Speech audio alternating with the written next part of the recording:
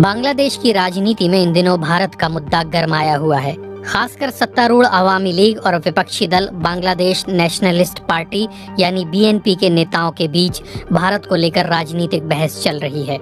कुछ विपक्षी दलों की सक्रियता के चलते शुरू हुए कथित इंडिया आउट या भारतीय उत्पादों के बायकॉट अभियान को सोशल मीडिया में बहुत जगह मिल रही है। वहीं इस अभियान का विरोध करने वाले कई लोग इसे भारत विरोधी पारंपरिक राजनीति का हिस्सा बता रहे हैं। बांग्लादेश के विदेश मंत्री हसन महमूद ने हाल ही में कहा कि भारतीय उत्पादों के बायकॉट की अपील का मकसद बाजार को अस्थिर करना और वस्तुओं की कीमतें बढ़ाना है। उनका सवाल था कि क्या सभी भारतीय उत्पादों को बाहर रखकर बांग्लादेश की बाजार व्यवस्था को सही रखा जा सकता है। वहीं दूसरी तरफ बीएनपी की स्थायी समिति के सदस्य गयेश्वर चंद्र राय कहते हैं कि भारत के मुद्दे पर आम लोगों में नाराजगी के कारण ही ये राजनीतिक बहस का मुद्दा बन गया है। वो कहते हैं कि चुनाव के समय भारत के बेहिचक सक्रिय होने की वजह से ही लोग मतदान नहीं कर सके या वंचित हुए हैं, उसी से नाराजगी पैदा हुई है। बीएनपी तो लोगों की नाराजगी नहीं दूर कर सकती। उधर अवामी लीग के अध्यक्ष मंडल के सदस्य और कपड़ा मंत्री अब्दुल रहमान ने कहा है कि ये बीएनपी की आजीवन भारत विरोधी राजनीति का हिस्सा है। वो राजनीतिक फायदे के लिए ऐसा कर रही है, लेकिन लोगों ने उसे खारिज कर दिया है।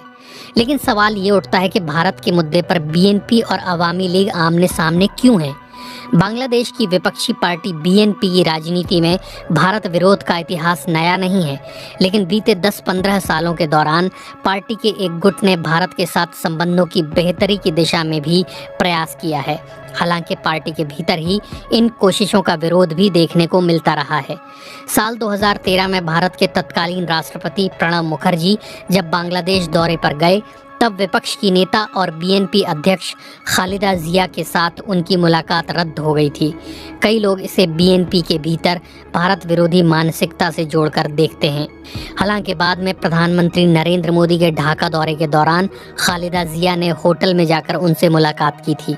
साल 2014 में बीएनपी ने बांग्लादेश के आम चुनाव का बायकॉट किया था, लेकिन साल 2018 के चुनाव के बाद बीएनपी भारत के मुद्दे पर सक्रिय होती नजर आई। साल 2019 में बांग्लादेश की प्रधानमंत्री शेख हसीना के भारत दौरे में दोनों देशों के बीच हुए समझौते के खिलाफ भी वो सड़क पर उतरी थी।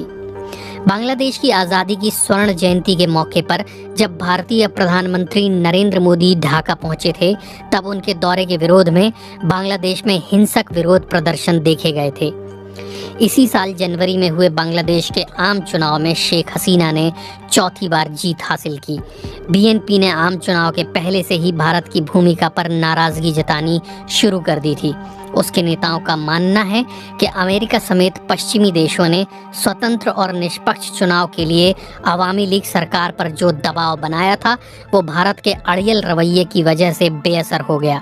चुनाव के कुछ दिन बाद ही बीएनपी के साथ आंदोलन में शामिल Dhaka university central students union के पूर्व उपाध्यक्ष नूरुल हक नूर ने भारत के बायकॉट की आवाज़ उठाई। इसके बाद ही इंडिया आउट या भारतीय उत्पादों के बायकॉट का आंदोलन शुरू हुआ। बीती 21 मार्च को बीएनपी के प्रवक्ता रुहुल कबीर रिजवी ने खुद भी इस आंदोलन के प्रति एकजुटता दिखाई थी। इसके जवाब में अवामी लीग के महासचिव अब्दुल कादिर ने कहा कि फिलहाल पार्टी के पास कोई राजनीतिक मुद्दा नहीं है, इसी वजह से बीएनपी ने भारत विरोध शुरू किया है। राजनीतिक विश्लेषक जुबैदा नसरीन कहती हैं कि बांग्लादेश की राजनीति में भारत हमेशा से ही अहम रहा है और मौजूदा परिस्थिति में भी उसकी भूमिका है। उनकी राय में दोनों पार्टियों की राजनीति पर भी भारत का प्रभाव है। वो कहती हैं कि बीएनपी आम लोगों को भड़काकर भारत विरोध के नाम पर अवामी लीग को घेरना चाहती है।